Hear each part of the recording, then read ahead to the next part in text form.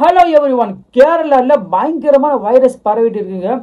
இந்த வைரஸ்னால 3 மாசத்துல 3 பேர் இறந்து போயிருக்காங்க. எல்லாருமே பார்த்தீங்கன்னா அண்டர் 18 கீழே தாங்க. ஸோ இந்த ரீசன் தெரிஞ்சுக்க முன்னாடி என்னோட சேனலை சப்ஸ்கிரைப் பண்ணிருங்க, மறக்காம ஃபுல் வீடியோ பார்த்துருங்க.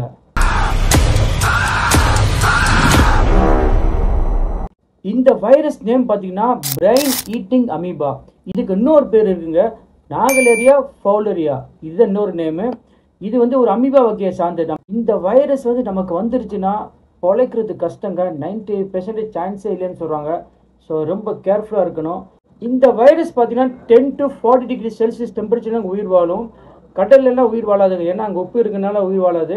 அதுக்கப்புறம் பார்த்தீங்கன்னா கூலஸ்ட் ஏரியா, லைக் கூலஸ்ட் வாட்டர்லாம் இருக்கலாம், அந்த மாதிரி ஏரியாவில் வந்து இந்த அமீபா வைரஸ் வந்து இருக்கவே இருக்காதுங்க. இந்த பிரெயின் ஈட்டிங் அமீபா வந்து எப்படி உருவாகுதுன்னு பார்த்தீங்கன்னா மோஸ்ட்லி பார்த்தீங்கன்னா தண்ணிலேருந்து உருவாகும். இது எந்த மாதிரி தண்ணினா கண்டமினேட்டட் வாட்டர்னா சுத்தரிப்பு இல்லாமல் கெட்டு போன தண்ணியிலேருந்து. அதுக்கப்புறம் பார்த்தீங்கன்னா ரிவரில் வந்து பச்சை பச்சைன்னு இருக்குது பார்த்தீங்கன்னா தண்ணி, அந்த மாதிரி தண்ணியிலேருந்து இது வந்து உருவாகுது. அது மட்டும் இல்லாமல் இந்த மாதிரி பச்சை பச்சைன்னு இருக்கிற தண்ணியில் வந்து குளிச்சுட்டு வரப்போ மூக்கு வழியாக வந்து மூளைக்குள்ளே போய் இது தாக்கிடுங்க. அப்படி தாக்கிடுச்சுன்னு வச்சுருங்களேன், நம்ம பொழைக்கிறதே கஷ்டம்னு சொல்கிறாங்க. இந்த வைரஸ் பார்த்தீங்கன்னா எல்லாருமே வந்து புது வைரஸ்ன்னு நினச்சிட்டு இருப்பீங்க, அதுதாங்க கிடையாது. இது வந்து பார்த்தீங்கன்னா ரொம்ப பழைய வைரஸ். 1960லே பார்த்தீங்கன்னா இந்த வைரஸ் இருக்குன்னு சொல்லி கண்டுபிடிச்சிருக்காங்க. எங்கன்னு பார்த்தீங்கன்னா ஆஸ்திரேலியாவில் ஆடிலைடில். இந்த வைரஸ் வந்து எப்படி கண்டுபிடிக்கிறாங்கன்னு பார்த்தீங்கன்னா ஆஸ்திரேலியாவில் குழந்தைகள் வந்து டிஃப்ரெண்ட் சிம்டம்ஸில் வந்து அட்மிட் பண்ணுறாங்க. அப்போ பார்த்தீங்கன்னா இந்த நோய் வந்ததுக்கப்புறம் 15 to 20 டேஸில் வந்து கோமாவுக்கு போயிடுறாங்க. அதுக்கப்புறம் இறந்தும் போயிடுறாங்க. பார்த்தீங்கன்னா இறந்து போனவங்களோட பாடி எடுத்து போஸ்ட்மார்ட்டம் பண்ணி அதை ரீசர்ச் பண்ணி அதில் இருந்தாங்க கண்டுபிடிக்கிறாங்க இந்த வைரஸ் ஒன்று இருக்குன்னு சொல்லி. கண்டுபிடிச்ச பேர் மேல்கம் ஃபவுலர்னு சொல்லிட்டு அவர் தான் கண்டுபிடிக்கிறாரு.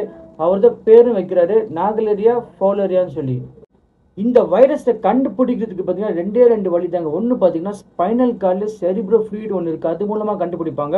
ரெண்டாவது பார்த்தீங்கன்னா பிரெயின் டிஷ்யூவோட செல் எடுத்து அது மூலமாக டெஸ்ட் பண்ணி கண்டுபிடிக்க முடியும். இந்த 2 வே தாங்க இருக்குது கண்டுபிடிக்கிறதுக்கு. ஸோ இந்த மாதிரி சிச்சுவேஷன் வந்து நம்ம கண்டிப்பாக வந்து அவேர்னஸாக இருக்கணும். அதுக்கு நம்ம என்னென்ன பண்ணணும்னு பார்த்தீங்கன்னா கண்டிப்பாக வந்து இந்த மாதிரி ரிவரில் வந்து பச்சை இருக்கிற ரிவரில் குளிக்கக்கூடாது. ஸ்விம்மிங் பூல் வந்து மெயின்டைன் பண்ணால் ஸ்விம்மிங் பூலில் குளிக்கவே கூடாது. இதுதாங்க ரொம்ப முக்கியமான அவேர்னஸ்ஸு. முடிஞ்ச வரைக்கும் நீர்நிலையில் குளிக்காமல் வீட்டில் குளிச்சுக்கோங்க. இந்த வீடியோவை முடிஞ்ச வரைக்கும் எல்லாருக்கும் ஷேர் பண்ணுங்கள்.